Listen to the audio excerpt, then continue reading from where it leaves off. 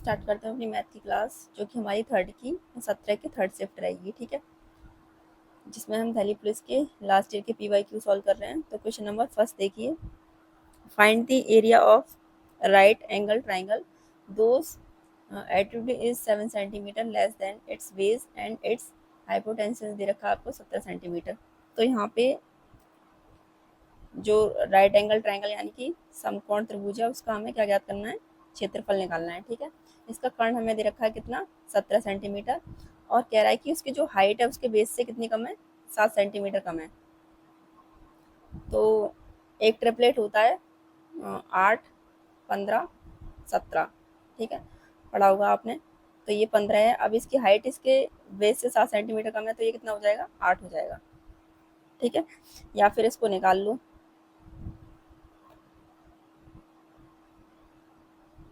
ठीक है, जैसे हम देखें,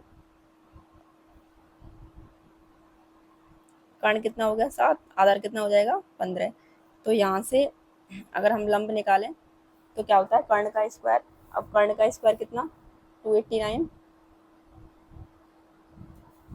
आधार का स्क्वायर 15 का स्क्वायर करेंगे 225, और लंब ये हमें निकालना है, यानी कि लंब का स्क्वायर। ठीक है, इधर लाके इसको माइनस कर देंगे तो कितना बचेगा, 64, और ये इधर बचेगा लंब का स्क्वायर। ठीक है, यानी कि 8,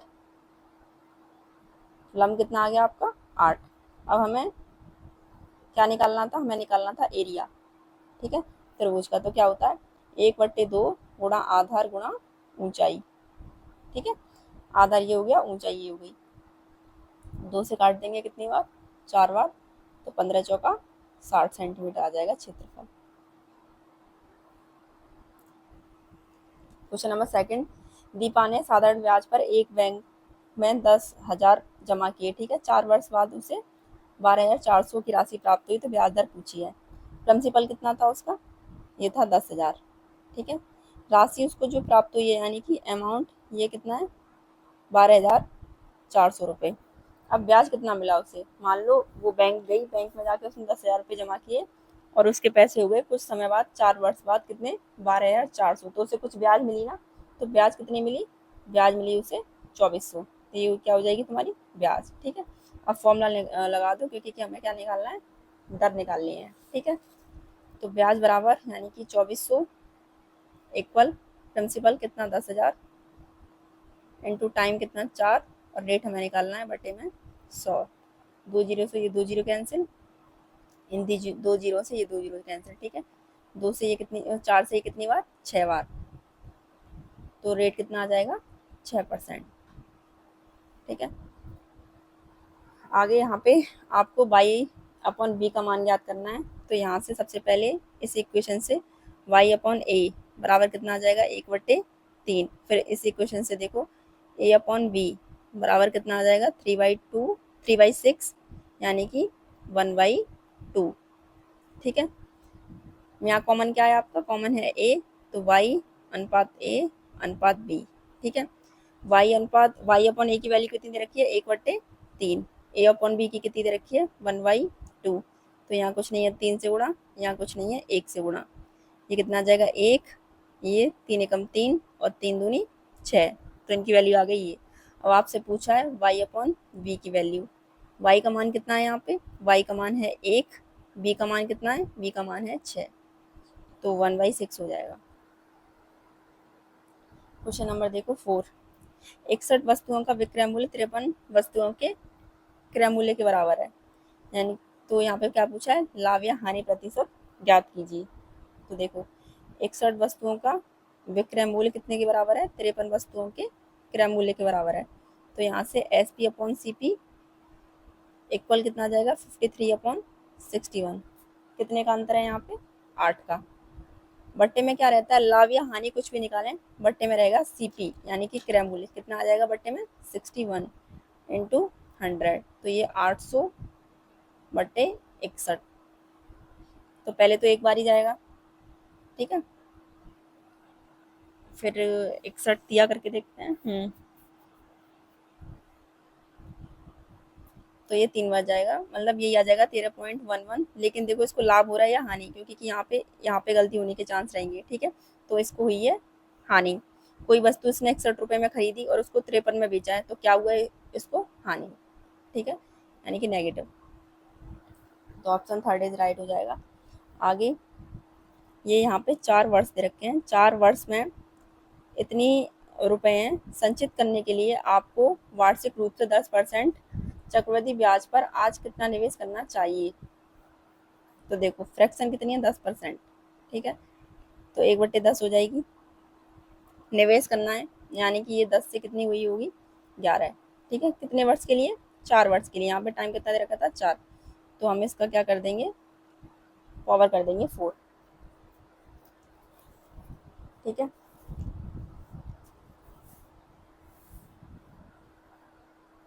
अब देखो ये कितना हो जाएगा? 1 2 3 4। ठीक है, और देखो 11 का क्यूब कितना होता है? 1331 गुणा 11, फिर लिख लो। ठीक है, अब इसने हमसे पूछा क्या था कि चक्रवृद्धि ब्याज पर आज कितना निवेश करना चाहिए, यानी कि एक तरीके से इसने प्रिंसिपल ही पूछा है। और ये क्या होता है? ये प्रिंसिपल और ये होता है हमारा अमाउंट, इनका रेशियो होता है। ठीक है, तो इसकी वैल्यू अमाउंट ये दे रखी है कि ये कह रहा है 4 वर्ष में इतने रुपए संचित करने पर, मतलब इकट्ठे करने पर कितने?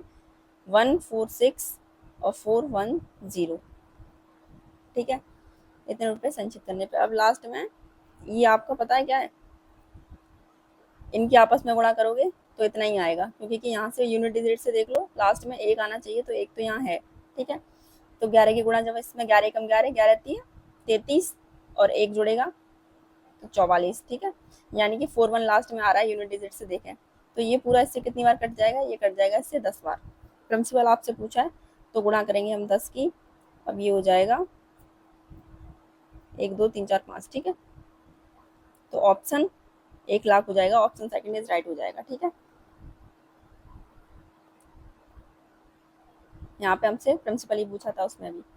Find the number of way in which 960 can be written as the product of two numbers that are coprime to each other. तो यहाँ देखो, यहाँ आपसे पूछा है कि ये कह रहा है कि वो संख्या आपको ज्ञात करनी है जिनमें 960 को दो संख्याओं जो एक दूसरे के असहवाज्य गुणनफल के रूप में जिनको लिखा जाए। ठीक है, तो मान लो यहाँ पे संख्या कितनी दे रखी है? 960। पहले करेंगे हम इसके फैक्टर, यानी कि गुणनखंड। तो इसके गुणनखंड क्या हो जाएंगे? 2 गुणा 2 गुणा 2 गुणा 2 दूनी 4 दूनी 8 दूनी 16 5। ठीक है, दूनी 32 32 96 और 10 और चाहिए तो 2 गुणा 5। ठीक है, तो इस तरीके से ये हो जाएंगे इससे गुणनखंड। अब देखो पहले आप ये सारे 2 2 वाले जो हैं उनको ले लो। तो 2 दूनी 4 दूनी 8 दूनी 16 दूनी 32 32 दूनी 64। ठीक है, फिर 5 15। एक गुणनखंड तो इसका ये हो गया है ना। इसमें कोई कॉमन नंबर नहीं होना चाहिए, पहली बात तो ये देखना है हमें। ठीक है, फिर मान लो हम 64 गुणा 3 को ले लेते हैं तो बचेगा 5। फिर ऐसे 64 गुणा 5 को ले लेंगे तो यहाँ बचेगा 3। फिर पूरा ले लेते हैं 960 गुणा 1। तो इस तरीके से कितने वो हो जाएंगे इसके गुणनखंड? कितने गुणनखंड के रूप में हम इसको लिख सकते हैं? तो 4 के रूप में लिख सकते हैं। ठीक है, तो ऑप्शन सेकंड इज राइट हो जाएगा यहाँ पे।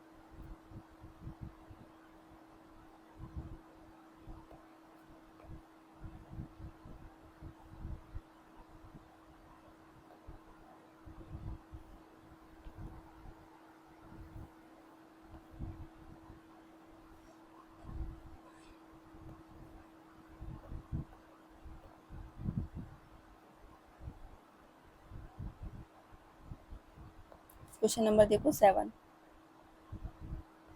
एक मिनट। ठीक है, एक आदमी 9 किलोमीटर पर आवर की चाल से एक निश्चित दूरी तय करने में 40 मिनट का समय लेता है। यदि वह 12 किलोमीटर पर आवर की चाल से चलता है तो वह उतनी ही दूरी तय करने में कितना समय लेगा?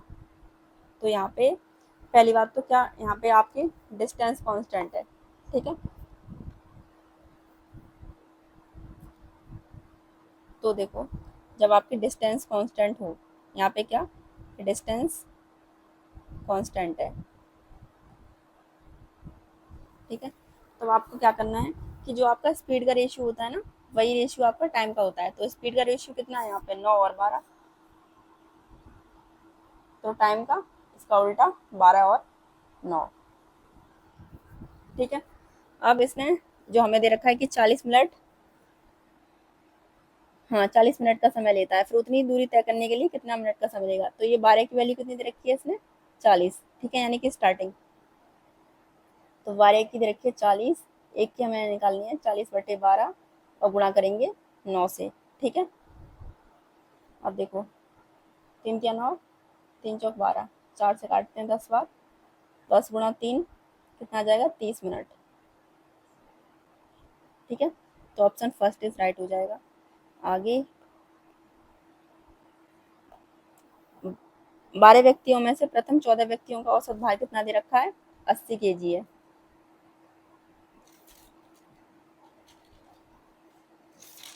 12 में हाँ 15 में से प्रथम 14 व्यक्तियों का औसत भार कितना है, 80 kg है।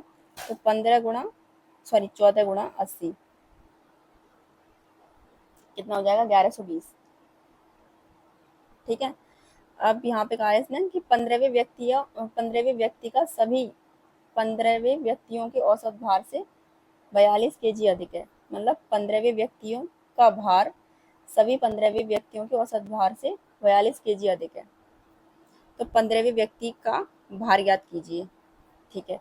अभी देखो 15वां व्यक्ति जो है उसका भार मान लेते हैं, उसका भार है एक्स, ठीक है। तो एक्स जब माना है तो एक्स का इंटू करेंगे तो ये कितना हो जाएगा, 15x, ठीक है।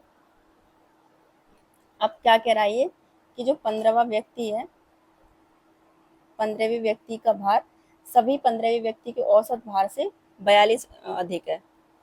तो ये वाली इक्वेशन बनेगी, मान लो 15वें व्यक्ति ये क्या, उसका भार हमने कितना माना था, एक्स माना था, उसका भार एक्स है, ठीक है। इससे कितना अधिक है, 42 अधिक है, ठीक है। तो यहाँ पे भी 15वें व्यक्ति की बात हो रही थी और यहाँ पे भी, बस आपको क्या करना है, इनको देखो, हाँ ठीक है। अब यहाँ से देखो, यहाँ से वो निकालो अंतर, यहाँ पे 15 माइनस एक्स और टोटल 14 व्यक्तियों का औसत भार कितना दे रखा आ गया हमारे, 14 व्यक्तियों का वो आ गया 1120। तो यहाँ से इक्वेशन बन जाएगी 15x माइनस 1120, ठीक है। और ये इक्वेशन उठा के रखनी है आपको इसके इक्वल। तो 15x माइनस 1120 बराबर x प्लस 42। अगर हमें इसका क्या लेना है, अंतर लेना है, ठीक है। और बराबर हो जाएगा इनके। तो यहाँ से ये इधर आ जाएगा x, माइनस हो जाएगा इधर आके तो 14x, ये उधर जाके प्लस होगा तो ये कितना बन जाएगा, 1162, ठीक है। अब इसको 7 से काटें, 7 दूनी 14, 7 एकम 7, 7 एकम 7 और ये कितने बचेंगे, 4, 7 छः 42, अरे नहीं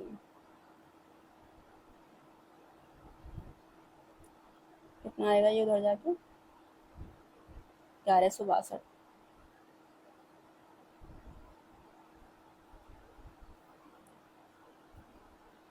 14 से सीधे सीधे का 14 से कटेगा 8 बार और फिर 14 कम 14, ठीक है। तो x की वैल्यू सीधी सी कितना आ जाएगी, 14 तिया सॉरी 83 आ जाएगी, ठीक है। x की वैल्यू 14 से हम इसको सीधा काटते हैं तब। और हमसे पूछा क्या था, किसने पूछा था, 15वें व्यक्ति का भार हमें ज्ञात करना है। तो 15वें व्यक्ति का भार कितना था, x प्लस 42, x की वैल्यू 83 प्लस 42, तो ये कितना हो जाएगा, 125। देखो थोड़ा अच्छा क्वेश्चन था ये, तो इसको देख लेना आप लोग, ठीक है, इंपॉर्टेंट क्वेश्चन है। यहाँ पे पहले तो 15 व्यक्तियों में से 14 व्यक्तियों का औसत भार दिया था आपको 80, तो 14 गुणा 80 किया आया 1120, ठीक है। फिर कह रहा है कि 15वें व्यक्ति का भार सभी 15वें व्यक्तियों के औसत भार से 42 अधिक है। मान लो वो जो 15वां व्यक्ति है औसत उसका औसत भार हमने मान लिया कि x है, तो कितना निकल आएगा, 15x, ठीक है। और फिर दूसरी लाइन में उसने ये बोला ना कि 15वें व्यक्ति का भार सभी 15वें व्यक्तियों के औसत भार से 42 अधिक है, तो वो 15वें व्यक्ति, ठीक है, उनका भार कितना माना, x कितना अधिक है उससे, उससे 42 अधिक है। तो ये दोनों, मान लो ये क्वेश्चन 1 बन जाएगी यहाँ से और ये क्वेश्चन 2 बन जाएगी, ठीक है। इन दोनों को इक्वल रखना है आपस में, तो यहाँ से ये हमारा सॉल्व हो जाएगा।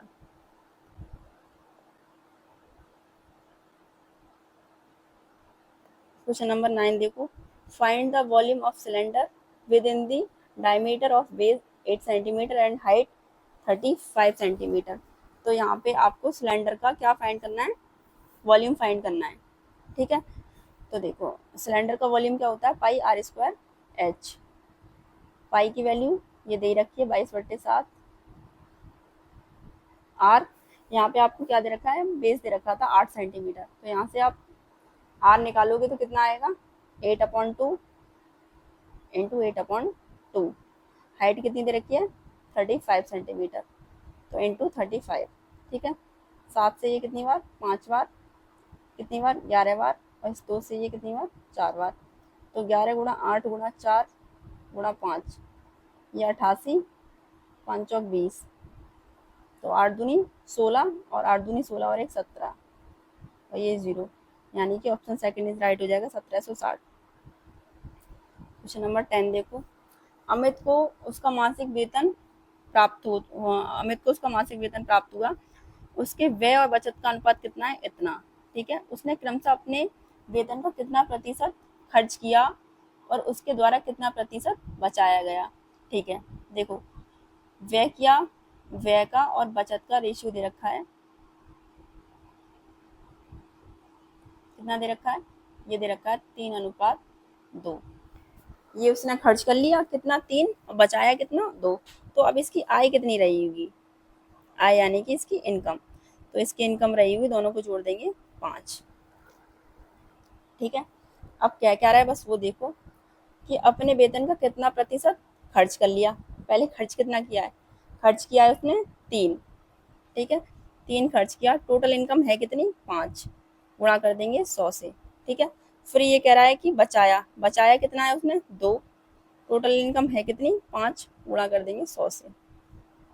तो इन्हीं का परसेंटेज पूछा है, 2 से ये, 5 से ये 20 बार, 5 से ये 20 बार, तो 20 दिया 60, और 2 दूनी मतलब 20 दूनी 40, यानी कि 40%। तो ऑप्शन थर्ड इज राइट हो जाएगा, 60% और 40%। खर्च किया 60% और बचाया कितना, 40%। ठीक है, क्वेश्चन नंबर 11, एक व्यक्ति के पास प्रारंभ में कुछ राशि होती है, वह अपनी पत्नी को 30% राशि देता है, फिर शेष, याद रखना है शेष, फिर शेष राशि में से वह अपने दोनों बेटे और एवं एक बेटी को क्रमशः कितने कितने इतने इतने देता है, 20%, 20% और 15%। अब शेष राशि में से वह 1/3 राशि का भुगतान घर के किराए के रूप में करता है, और शेष राशि यानी कि इतना जो है को वह बैंक में जमा करता है। तो पूछा है कि उसके पास स्टार्टिंग में कितनी राशि थी, प्रारंभिक राशि उसकी पूछी है। तो देखो स्टार्टिंग में मान लो राशि कितनी है उसके पास, x। ठीक है, 30% राशि का क्या करता है कि वो 30% अपनी वाइफ को देता है। ठीक है, 30% वाइफ को दे दी, यानी कि अब बच्ची 70/100। फिर शेष राशि, अब बात हो रही है शेष राशि यानी कि इसका शेष। ठीक है, शेष राशि को अपने दोनों बेटे और एक बेटी में बांटता है। तो कितनी बांटता है अपने बेटे और बेटी में, 20-20 40 हो गया, 15 कितना हो गया, 50 और 5 55, यानी कि 55% बांट देता है। अब बचा क्या, शेष राशि का अब उसके पास बचेगा 45%, तो ये हो जाएगा 45/100। ठीक है, फिर 1/, अब शेष राशि का 1/3 राशि का भुगतान करता है घर के किराए के लिए, 1/3 का भुगतान करता है, 3 में से 1 का भुगतान कर दिया, कितना बचा अब, 2/3, तो गुणा 2/3। ठीक है, अब उसके पास जो राशि बचती है वो उसको करता है बैंक में जमा, कितनी, 33,600।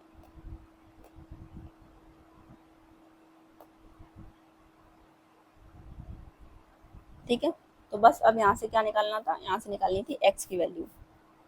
तो देखो 0 से 0 कैंसिल,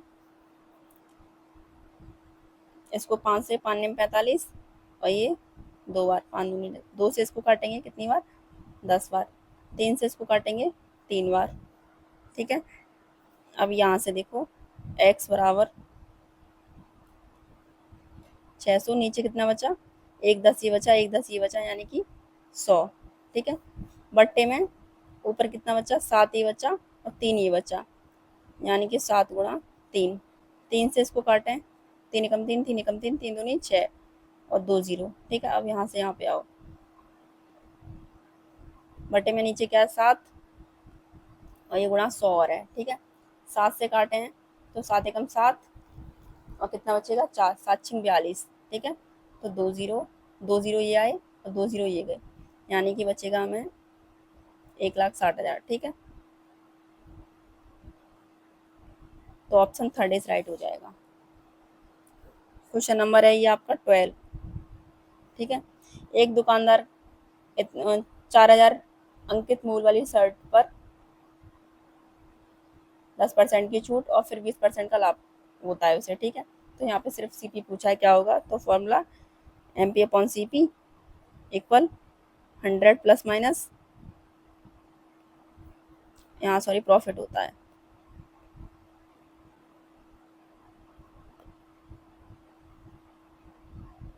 नीचे 100 प्लस माइनस डिस्काउंट।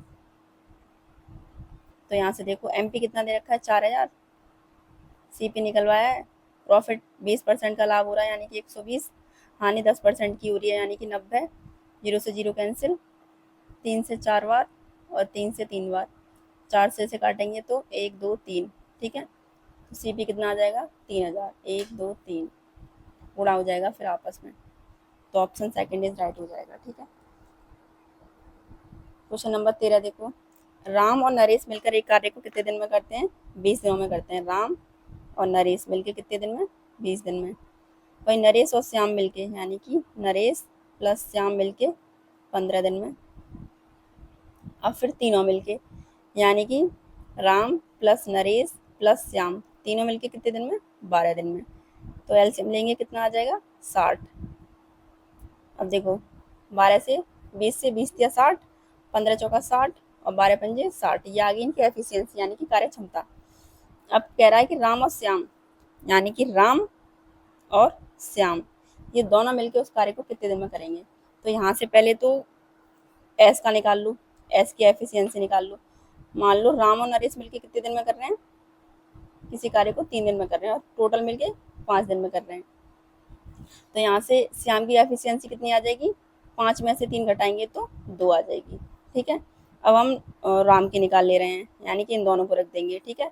नरेश और श्याम मिलके कितने दिन में कर रहे हैं, 4 दिन में, और तीनों मिलके कितने दिन में कर रहे हैं, 5 दिन में। तो यहाँ से फिर राम की आ जाएगी, ठीक है।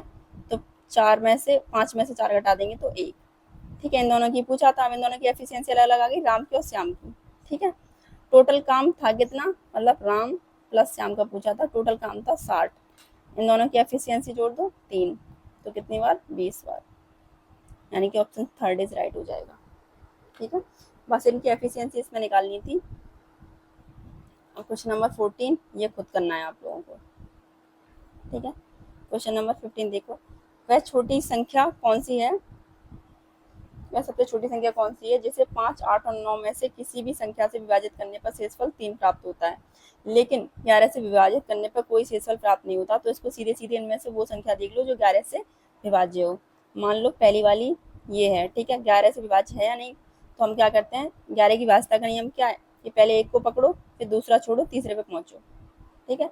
इन दोनों को जोड़ लो अब, तो 3 प्लस 3 कितना हो गया 6, बराबर 6 को पकड़ा आगे पहुंचेंगे, यहाँ कुछ नहीं है तो 0 मानो, ठीक है। इन दोनों को जोड़ लेंगे 6 प्लस 0 यानी कि 6, तो बराबर में 6 और 6 आ गया। अब इनका अंतर कितना आया 0। या तो 11 की भाजता का नियम है, या तो अंतर 0 आए या फिर कोई ऐसा नंबर आए जो 11 से विभाज्य हो। मान लो अंतर आ जाता 22, ठीक है, अभी आया नहीं है लेकिन आ जाता 22, तो 22 11 से विभाज्य है या नहीं है, कितनी बार, 2 बार।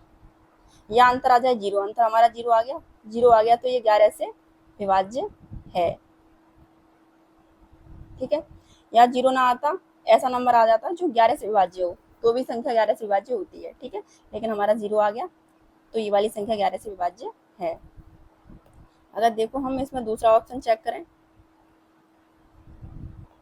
जैसे 4 6 3, तो 4 को पकड़ते हैं 6 को छोड़ते हैं, कितना हो जाएगा 7, ठीक है, इक्वल। अब यहाँ कुछ नहीं है, 6 को पकड़ो इसको छोड़ो 3 को, यहाँ पहुंचेंगे तो कुछ नहीं है 0, तो कितना आ गया 6। अंतर कितने का आ रहा है, अंतर आ रहा है 1 का।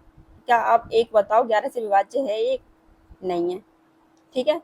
तो ये संख्या 11 से विभाज्य नहीं है और ना ही इसमें 0 आ रहा, ठीक है। तो इस तरीके से चेक करते हैं 11 की विभाज्यता का नियम।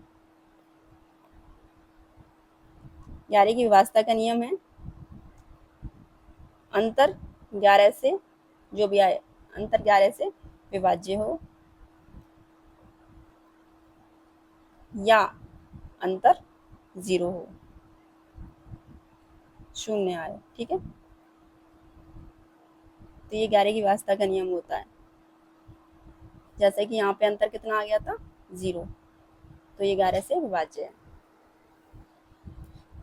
अब हमारी 17 की सेकंड और थर्ड दोनों शिफ्ट हो गई हैं। इससे पहले वाली जो थी वो 17 की सेकंड शिफ्ट थी, शायद उस पर गलती से 16 की पड़ गया है। हमारी 17 की फर्स्ट शिफ्ट और रह जाएगी, उसको हम पहले कवर कर लेंगे, फिर आगे जो 20 की शिफ्ट होंगी